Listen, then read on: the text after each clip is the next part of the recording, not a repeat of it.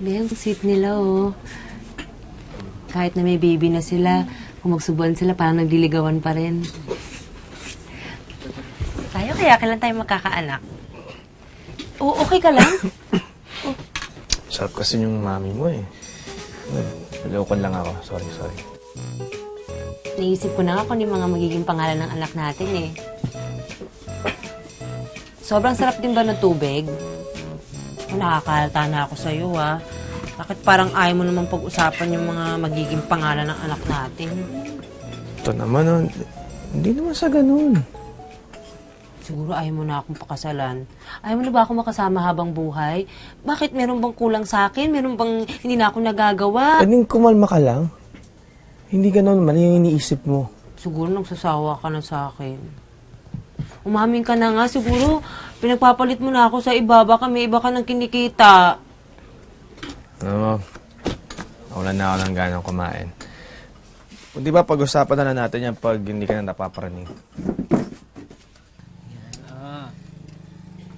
Sarap ba? Ay, Boboy! Huwag mo na ipagtanggol yung kaibigan mo. Ay, sino? Si Jen? Hayaan mo magdrama yun. Kaya naman tinabol yung bayad mo. Yan.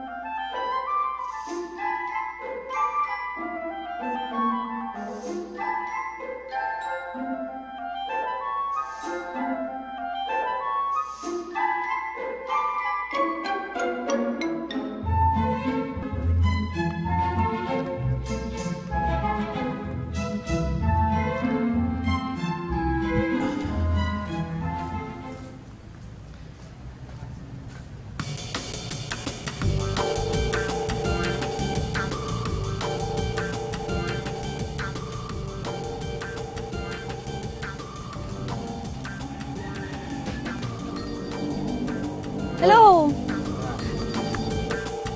Ano, okay ba? Gustuhan mo ba? Ingat. Thank you. Jeng!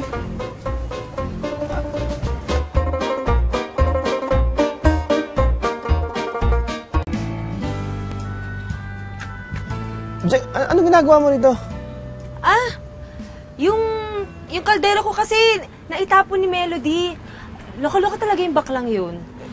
Ba't nga wala sa karinderya? Ba't di ka namamasada? Kasi may pinasa akong papel sa SSS para sa toda namin.